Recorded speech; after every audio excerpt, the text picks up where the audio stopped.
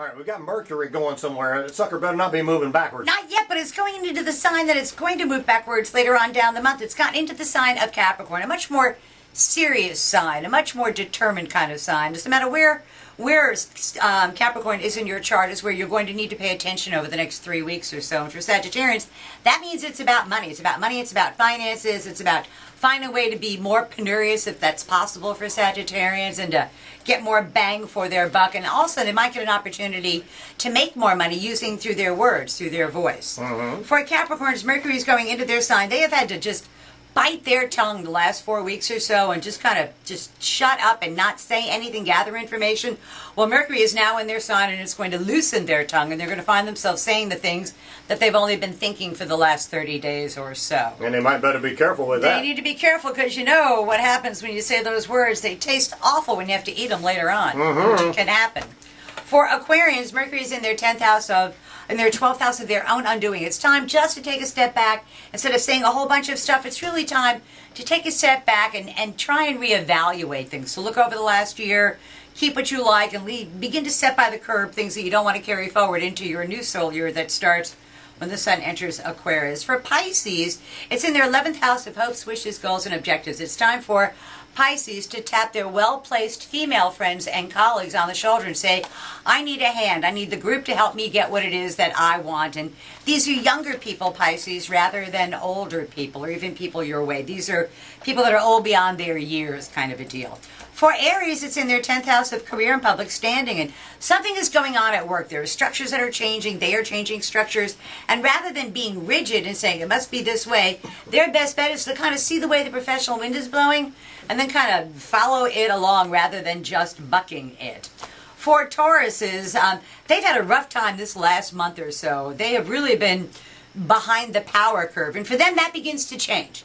That begins to change as Mercury gets into Capricorn for them. Legal matters, educational matters, important matters at a distance. The pace of their life gets a little bit easier. It's still going to be chock full of things to do. But they will have more energy and more wherewithal and more vitality to make it happen. Pat will appreciate that. I know she will, poor thing.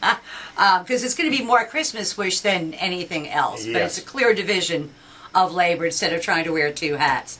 For Geminis, it's in their 8th house of other people's resources and money. And I think it's interesting that people are saying to Donald Trump, our president-elect, what are you going to do with your resources? How are you going to divvy them up? What are you going to do?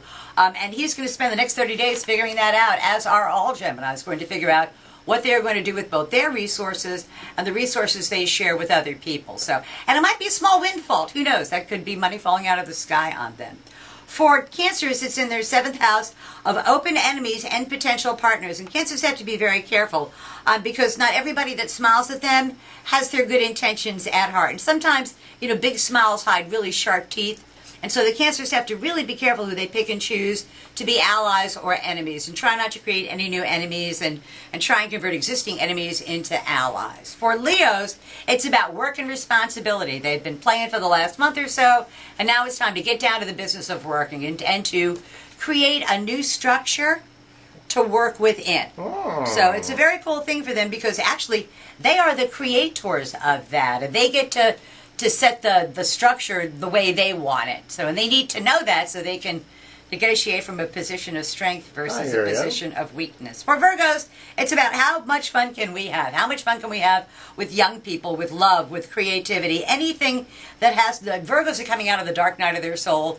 They've been there for the last 30 days, like guys like Bernie Sanders, the last 30 days or so. And now for them, it's going to be a lot more fun. They're going to get a chance to exercise their creative muscle and their love muscle. And it just indicates really fun times for the holidays for Virgo, which is cool. For Libras, not so much. They need to stick a little bit closer to home. There are things going on at home that they need to deal with. They need to either negotiate with, but they need to find a way to come to terms with whatever is going on at home and shore up those foundations. And then for the last sign, Scorpio, they have to be really careful not to overbook themselves, not to overburden themselves, because the pace of their life is about to pick up to near warp speed. And they have to be really careful to what they agree to, because they're going to find that anything is easier to get into than it is to get out of. And they're just not going to have the time constraints to do it all. So that's tomorrow's news today for the 12 signs of the zodiac. And I need to tell people they need to be careful what they do with the next 2 weeks because it's going to have Mercury retrograding in that same area down the road. So. We'll see you next week. Always a pleasure.